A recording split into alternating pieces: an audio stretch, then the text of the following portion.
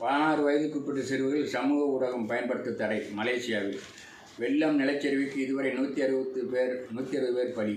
Vietnam, Thailand, மலேசியாவை புரட்டி போட்ட கனமழை. தைவானுக்கு வக்காலத்து வாங்கும் ஜப்பானுக்கு சீனா எச்சரிக்கை. பாகிஸ்தானில் தற்கொலைப்படை தாக்குதல், இராணுவ வீரர்கள் பயங்கரவாதிகள் பலி. இஸ்ரேல் தாக்குதலில் கிஸ்பல்கா தளபதி பலி. லெபனான் சமூக வலைத்தளத்தில் சிக்கிய 266 பேரை சீரழித்தவருக்கு தென்கொரியாவில் ஆயுள் தண்டனை. நிலத்தகராறு மோதலில் காங்கோவில் 14 பேர் பலி. கனடா குடியுரிமை சட்டத்திருத்தத்தால் பலனடையும் இந்தியா வம்சாவளியினர். ஆசியாவில் புர்கா அணிய தடை கோரி MP நூதன போராட்டம். சென்னையில் வேகமாக பரவுவது வைரஸ் காய்ச்சல், அலட்சியம் வேண்டாம். தினமும் 1000 பேருக்கு மேல் பாதிப்பால் அதிர்ச்சி. கமிஷன் வராதால் திமுக வட்டச்செயலர் அடாவடி. குடிநீர் வாரிய அதிகாரிக்கு பகிரங்க மிரட்டல். திமுகவினர் ஆபத்தானவர்கள். தமிழக பாஜக தலைவர் நயனா நாகேந்திரன். பழவேற்காடில் படகு சவாரி கூடாது, மீனவர்களுக்கு வனத்துறை எச்சரிக்கை.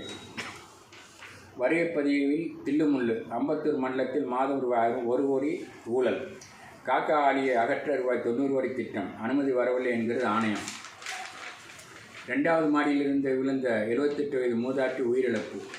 ATM வந்த வாலிபுடன் மாட்டை போட்ட ஆசாமி. செம்மஞ்சேரி தனியார் நிறுவன ஊழியரிடம் செயின் பறித்த 4 பேருக்கு காப்பு. RK நகர் மாணவர்கள் எளிமையாக கற்க கையேறு சப்ளை. சென்னையில் கூவமாற்றில் விழுந்தவர் மீட்பு. தொழில்நுட்ப கோளாறு, லண்டன் விமானம் தாமதம்.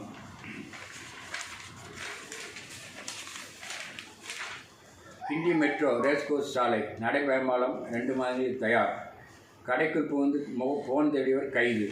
வடிகால் சீரமைப்பு. விருகம்பாக்கம் தேர்தல் ஆணைய அதிகாரிகள் ஆய்வு. சென்னையில் சாக், ஒரே நாளில் ரூபாய் 100 உயர்ந்த முருங்கைக்காய். கோயம்பேடு பள்ளி மாறி சென்ற குழந்தையை மீட்டு ஒப்படைத்த போலீசார். மேடவாக்கம் டீ கடைக்காரரும் வழிப்பறி, 4 பேர் கைது.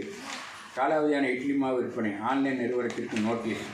வாக்காளர் பட்டியல் சிறப்பு திருத்த பணி, மத்திய தேர்தல் பார்வையாளர் அவசியம். அதிமுக வலியுறுத்தல். பெண் போலீஸ் தற்கொலை. GP சத்திரம் ரயிலில் அடிபட்டு வாலிபர் பலி. தாம்பரம் காவு வாங்கி காத்திருக்கும் குப்பை தொட்டியால் ஆபத்து. அண்ணா நகர் குண்டும் குழியுமான சாலையால் விபத்தில் சிக்கும் வியாபாரிகள். கோயம்பேடு பூங்கா விளக்கு சீரமைக்க ரூபாய் 20 லட்சம் ஒதுக்கீடு.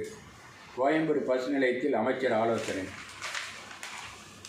ரயில் டிக்கெட் எடுக்க வந்தவரை தாக்கி போன் செயின் பறித்த 3 பேர் சிக்கினர். ரூபாய் 50 கோடி GST வரி மோசடி ஈடுபட்டவர் கைது. 37,000 பேருக்கு வீட்டுமனை பட்டா. ரூபாய் 1000 கோடி உதவி தந்தார் உதயநிதி. IIT ஆய்வகங்களை பார்வையிட வாய்ப்பு. சென்னை ONE செயலில் பஸ் டிக்கெட் வருவது சிக்கல்.